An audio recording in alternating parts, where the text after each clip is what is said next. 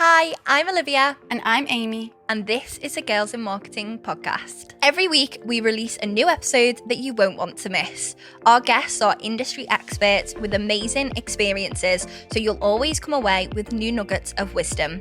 From educational and inspiring episodes covering the latest in digital marketing to casual and fun chats with the Girls in Marketing team, unpacking marketing myths and trends, we've got it all. Here at Girls in Marketing, we're all about empowering and supporting women to be the best marketers they can be through our online learning platform and community. Check out our resources and membership to get involved, as we'd love to welcome you to our inner circle. Right, let's dive into an episode together. Before this episode starts, we wanted to send you an exclusive invitation to Girls in Marketing's upcoming EmpowerHER Series. To celebrate International Women's Day this year, we are dedicating an entire week of events to the power of women in the workforce. The theme this year is Embrace Equity, which is exactly what we'll be doing with this week-long series of events, starting from the 6th of March.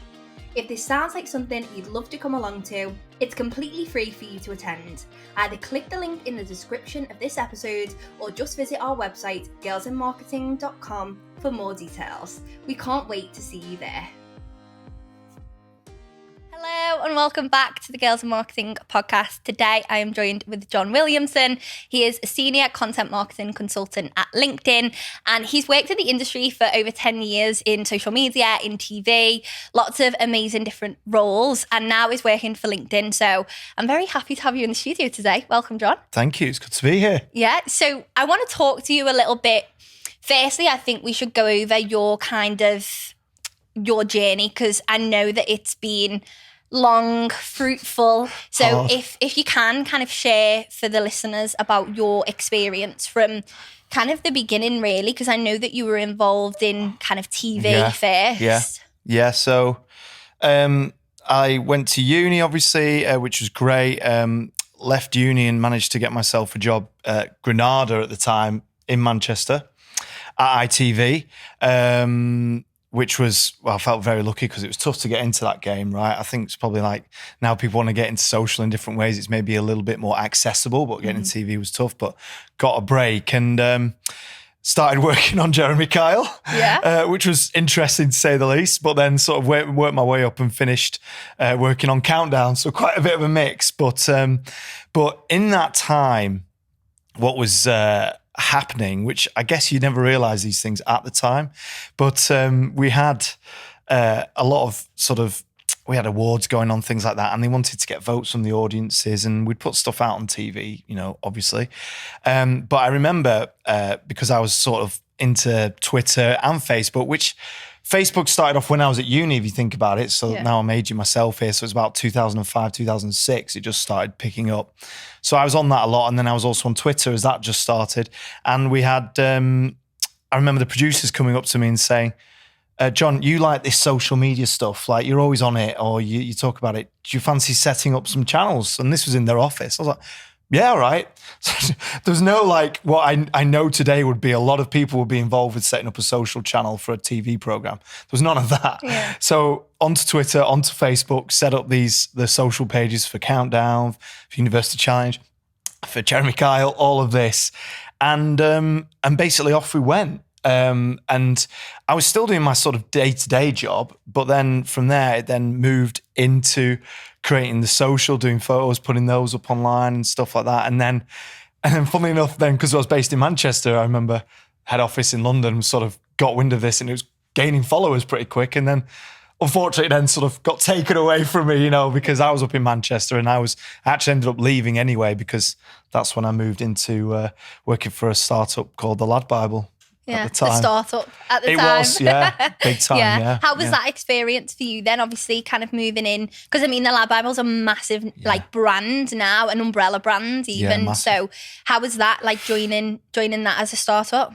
Again, I don't think I realised, I'm not going to say it was easy by any means. I don't think I realised, and I don't think a lot of the people really realised what was going on when I joined that business. It was, I think, how many was probably in the office at that time or in Lad Bible full stop was maybe, I'd say 25 maybe people. Okay. And they're all good people, always up for laugh. The guys that ran it were so driven.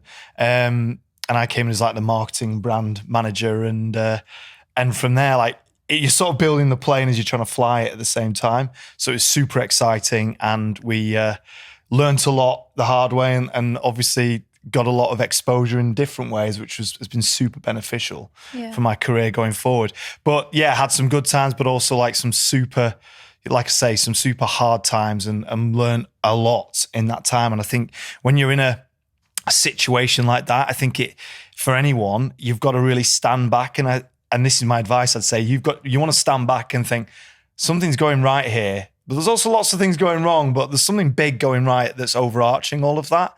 And I think by doing that, if I could look back to myself, I'd think, that stop check moment would be super important for me to think, we need to get this right, or I need to work harder, or I need to change this attitude, or something like that. Yeah. But I think, that would have been, I think really beneficial to me at that time, but I wouldn't change it for the world, Yeah. And I think, to be honest, you are definitely singing to the choir in terms of startup, because obviously, I'm running a startup, and I know that there's a lot of our community who will be listening who work in startups or small businesses. And, when you are in that position, you very much do a lot of stuff. Even though your title is maybe marketing manager, you're probably doing some sales, doing some, business stuff. So I definitely feel like you're speaking very much so to someone who understands.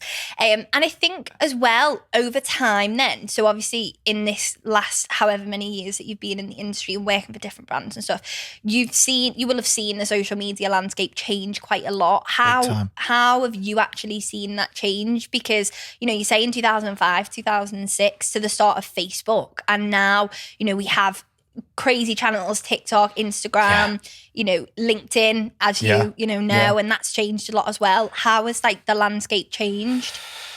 Well, I mean, that's a big question. It's a big question. I understand. like it. No, but also it's one of those things that if we start at this end, so like TikTok and what's going on now, and Instagram and the way that's changed, it's all like super quick, digestible piece of content, like bang, bang, bang, bang, and attention spans are so short, and that's how people want to sort of, like I say, digest content or take in content. Back then, it was all sort of more long form in some respects, very image focused, so not much video and stuff like that. And then I guess with Twitter, it was growing, but it wasn't growing that much. So we saw more engagement on Facebook at the time, because I think they just opened that up. But then with Twitter, it was, well, you're having to do a lot of firefighting, but as a whole, it was the super short, was it 150 characters back then? Yeah. And all of that, you could only probably upload an image. And you've got to think about with social, what people forget is the technology on the phones at the time were nowhere near the level like they are now. No filters, no nothing. No, the photos were not in a good, they never really looked that good. So that's obviously helped a lot. So you've seen a lot of shift and changes, and obviously different brands and people and how they've sort of gone along with that has been interesting to watch as well. Yeah. And I almost think as well, you're talking a lot about Facebook. I think Facebook has changed quite a lot, because I think they are now they do quite well with short form video content as well. I actually went to a talk recently by, I think it was 2 girls from the Lab Bible actually, which is quite convenient that you were there. And they were saying about how well Lab Bible does on Facebook now with short form video content. No surprise. Facebook isn't something that I really consume content on, but I know that there is massively a demographic for it. And I think people do sleep on it. Yeah. 100%. I think if you look at Facebook, interestingly, I feel like I'm getting a lot older. So when it comes to what I'm sort of taking in when it comes to content and social, Facebook, I've deleted the app. I don't have the app. I go on it maybe once or twice a week on desktop, and that is it. In respect to that. So but then we can never forget that audiences are taking content in different ways.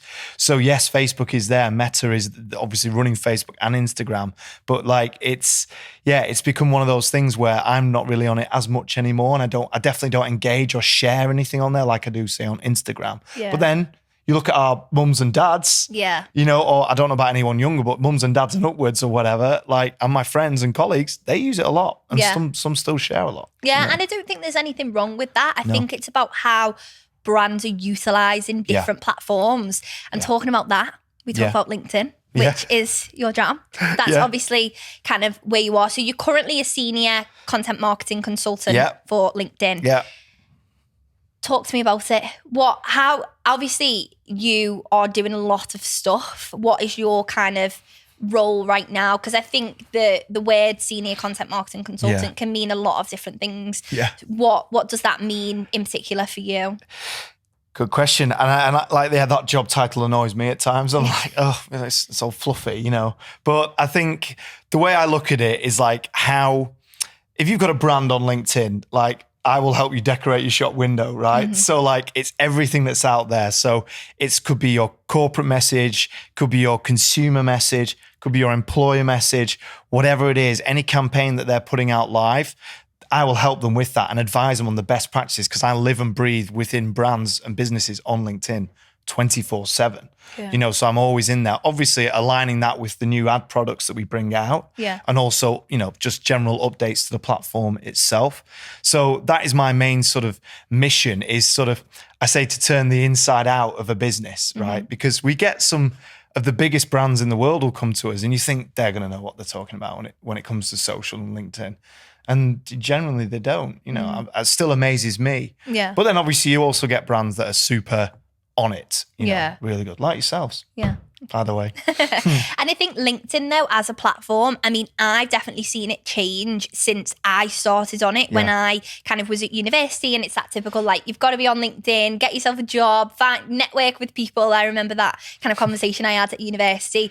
LinkedIn and the landscape of LinkedIn's changed so much in the past, like, I would say good few years. Yeah. And when we chatted, you know, previously to recording today, you were saying about it moving from that kind of corporate, like just jobs board to now people are using it for so many other things, which is amazing.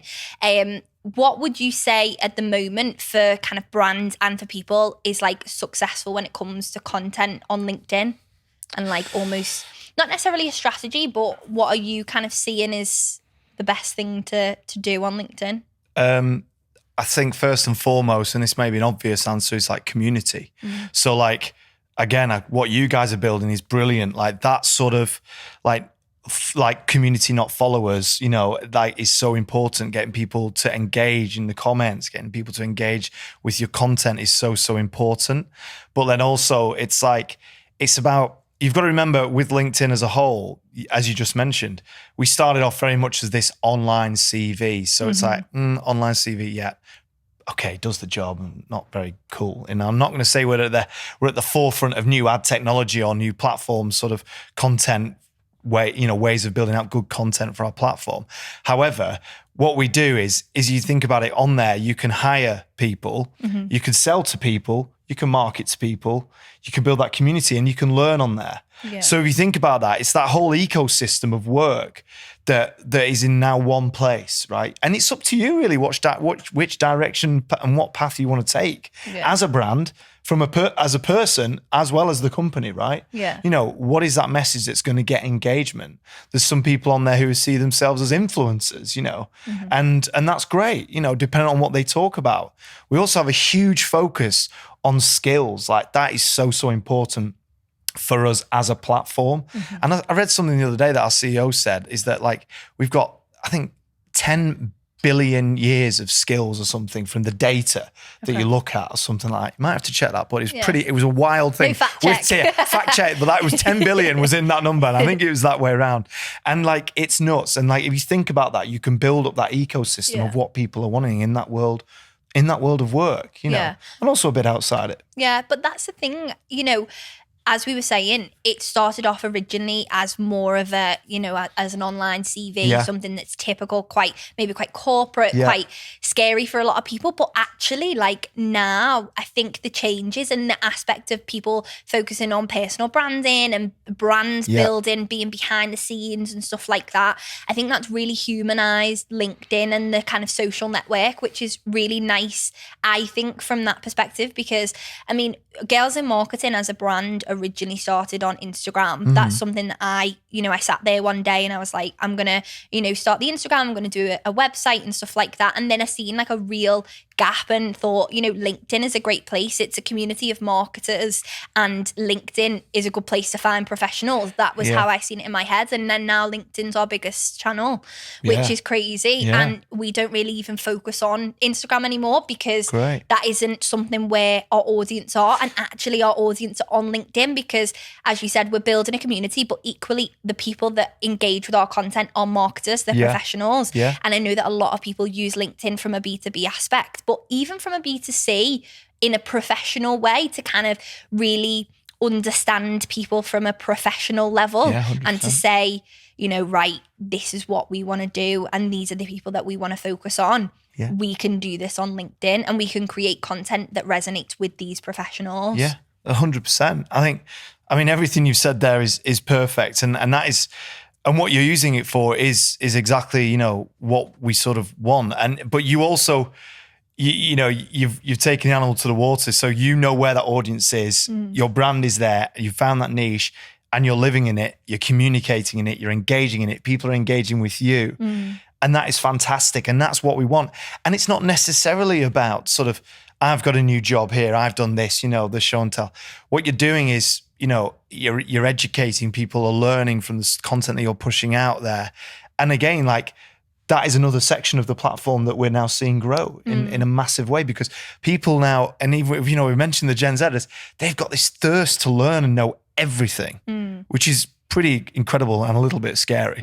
But the platform is brilliant for that. And you're tapping into that and you want to help guide people. And we're seeing that from so many brands and also people as well. Yeah. And I think that a lot of brands are hopping on that because they understand that is where the future is. Because as you said, if Gen Z are thinking like that, if they're thinking they don't, and they're very aware, Gen Z are very aware of being marketed to. Oh, 100%. So people, when brands are thinking of strategies, it's almost about, okay, how do I create a strategy that isn't really marketing to these people, but educating them so that then they think, I know this brand, almost like brand awareness, getting your brand out there to eventually them becoming customers and stuff like that. I think it's really interesting. And there are a lot of brands that are doing it, but equally a lot of brands that aren't. And it's just about making sure that you do it in the right way and utilizing the right platforms, I think. Yeah, definitely.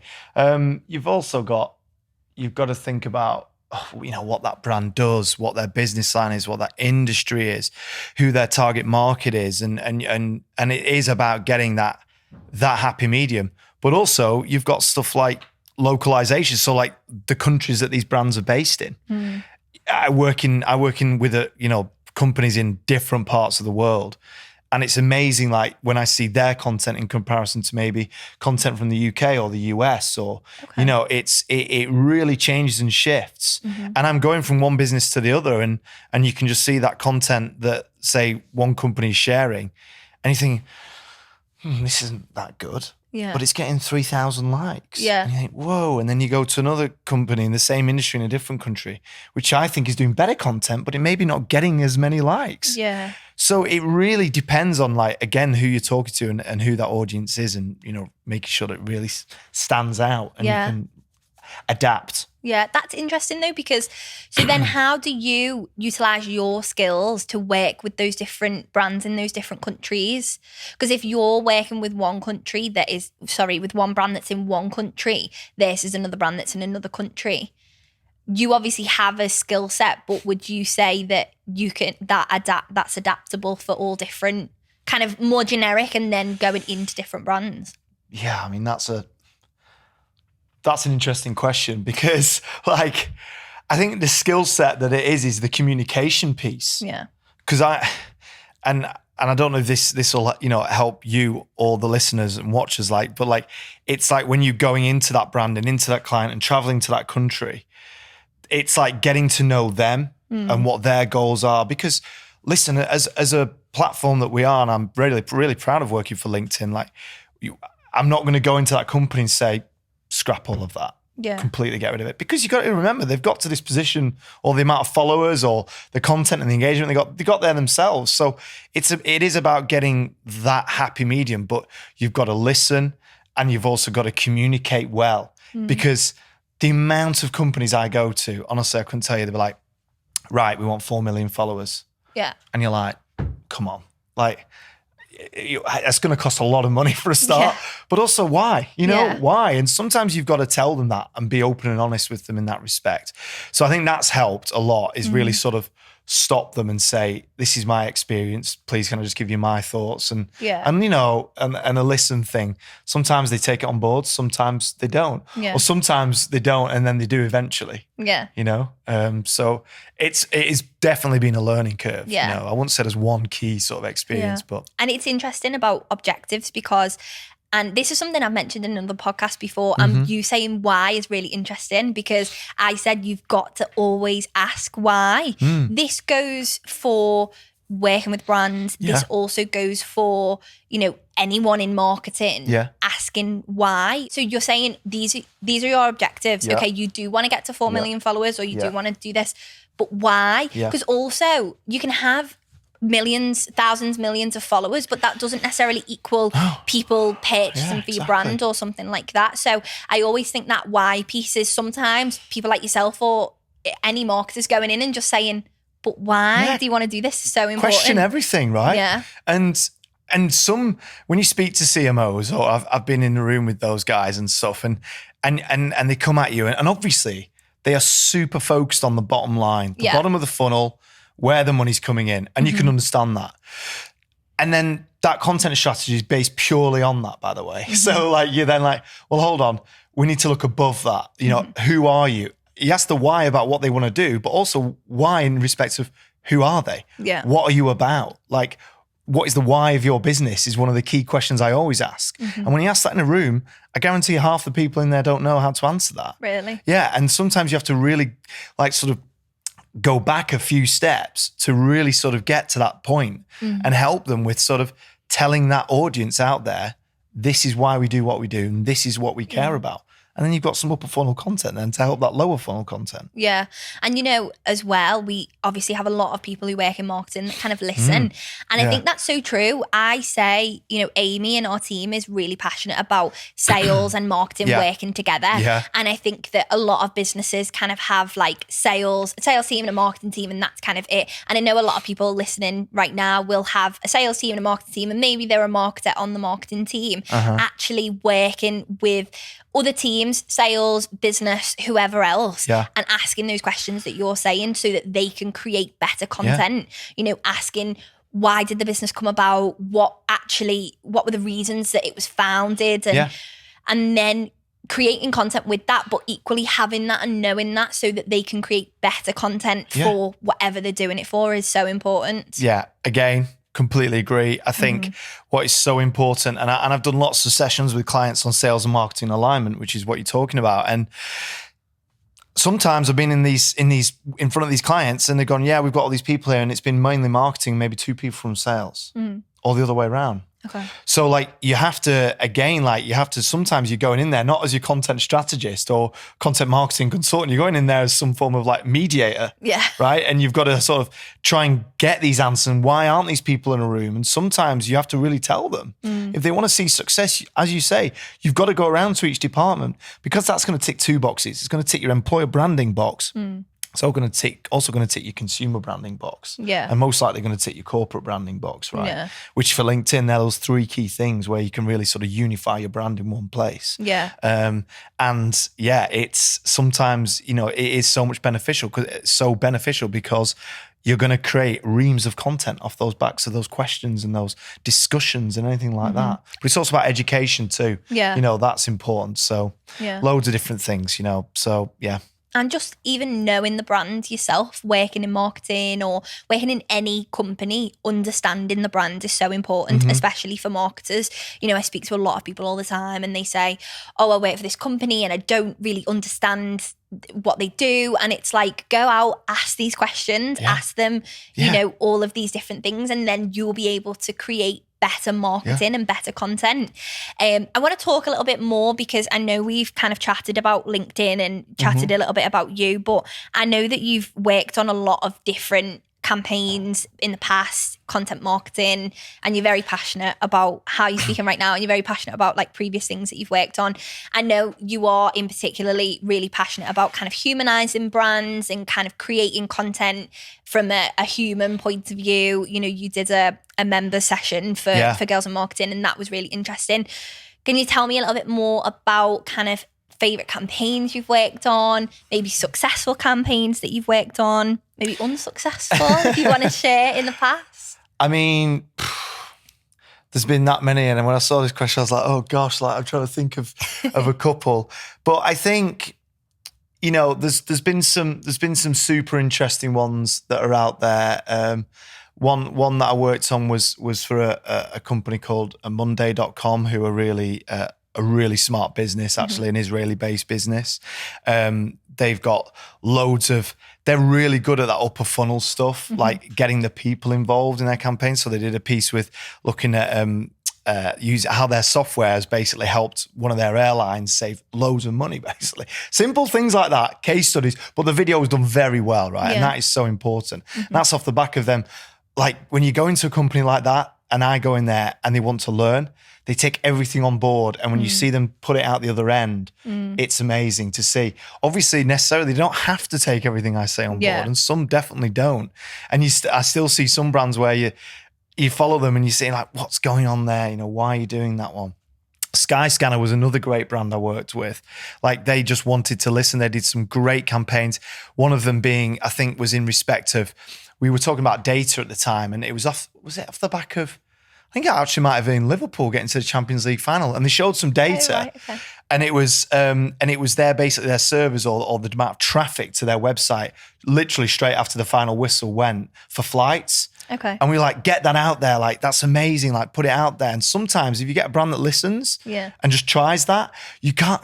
I understand it's tough in a business sometimes to really sort of be able to have that flexibility. Yeah. And I'm sure a lot of your listeners and watchers will also realize this. But if you have that trust from your brand, then where you can just do something like that, I do feel like the benefits are endless. Win or lose. If you lose, you've learned. If you win, you've learned, but you're getting more engagement, you're getting more followers. You know, if you've lost, you then go back at it, do a bit of a wash up. Why didn't that work? Was it the timing? Was it the content? Was it the length? All of that type of stuff works really well. Speaking to some of the biggest brands ever, and I think I probably mentioned this on the webinar that I did for your guys, was Tesco, like just asking them to be authentic, sort of drop, let's not be so polished. Use an iPhone to take a photo, and by doing that, they had one of the most engaging posts they've ever done.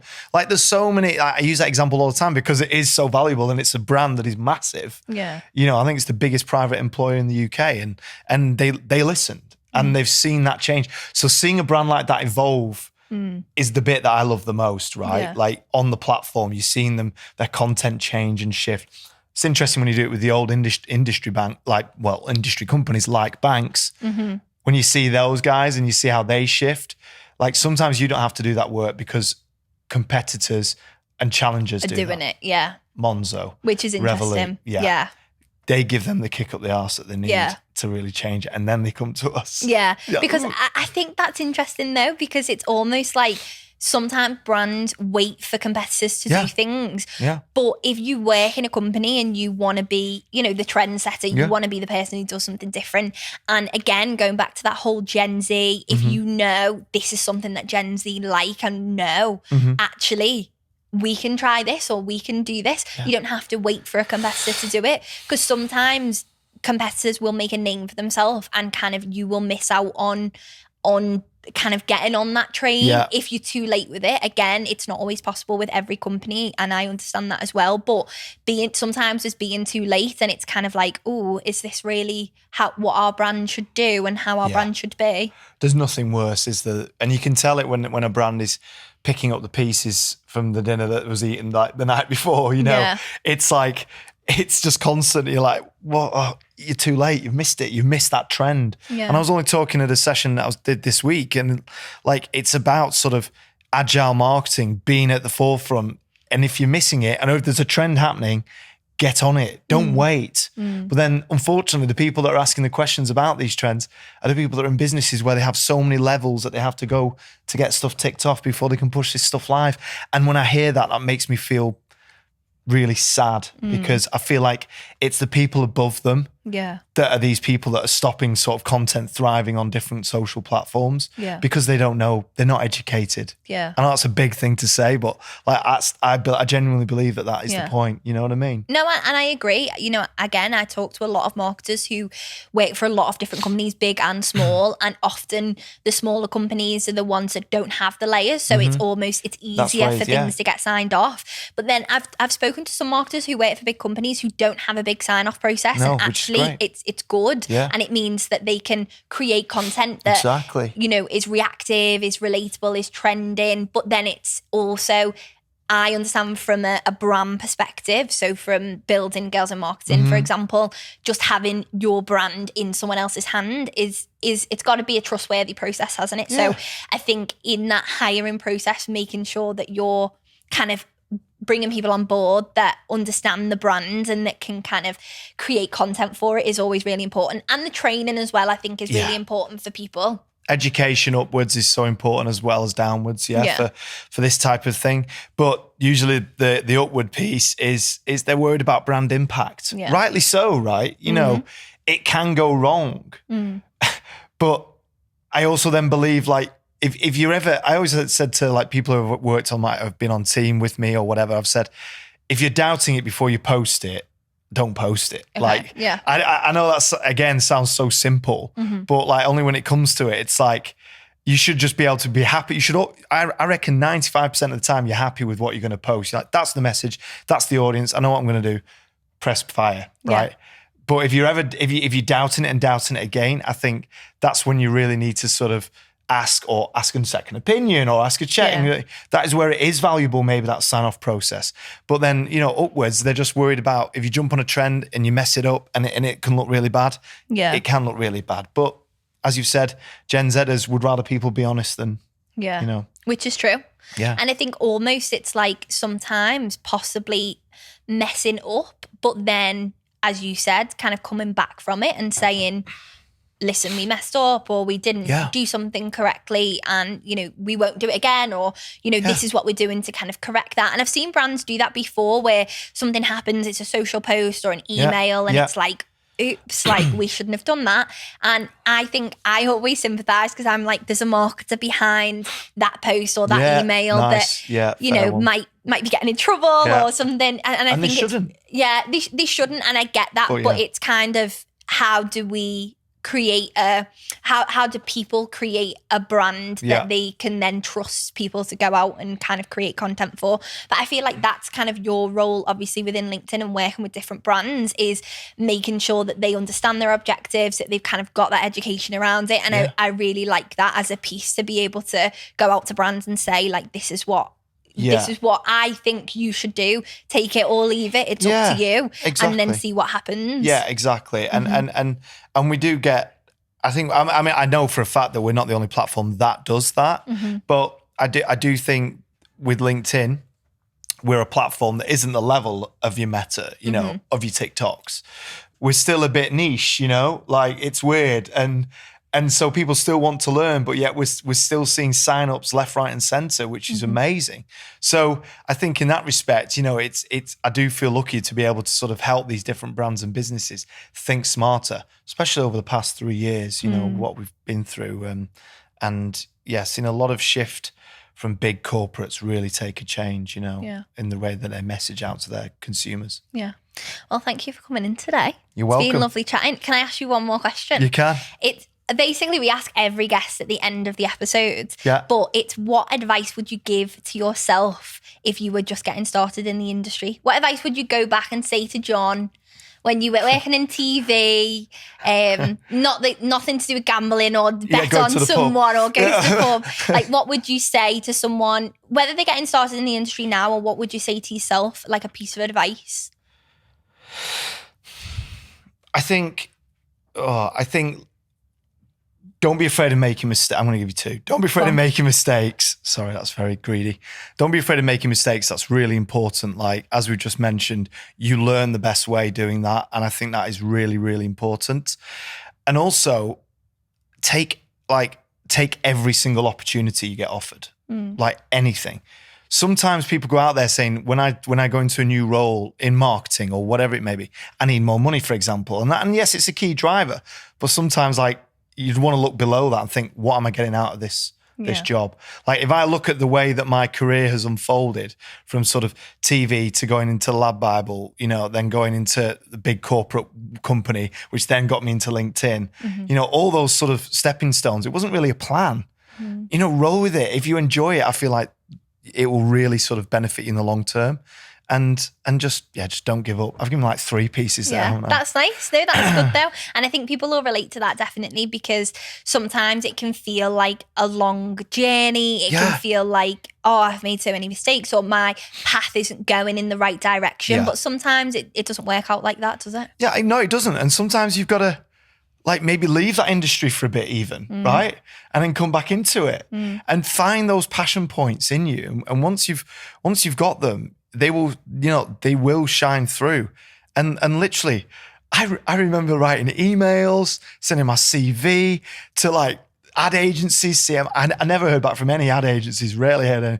And like, but every now and then I hear back from like a CMO in another marketing company or a big business. And like just sending that out was helpful for me. I learned a lot then.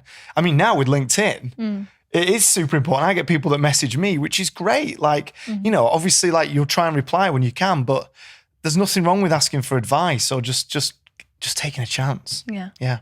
Thank you so much for coming. You're more than welcome. Thanks for having me. Thanks so much for joining us for another episode of the Girls in Marketing podcast. We love hearing from you, so if you enjoyed this episode, leave us a review to let us know your thoughts, and make sure you hit the subscribe or follow button to be the first to hear when our new episodes released. Don't forget, if you want to get involved with Girls in Marketing, check out our membership to join our incredible community of marketers. Think marketing resources, courses, webinars, and more. Find out more on our website or drop us a message on any of our social channels @Girls in Marketing.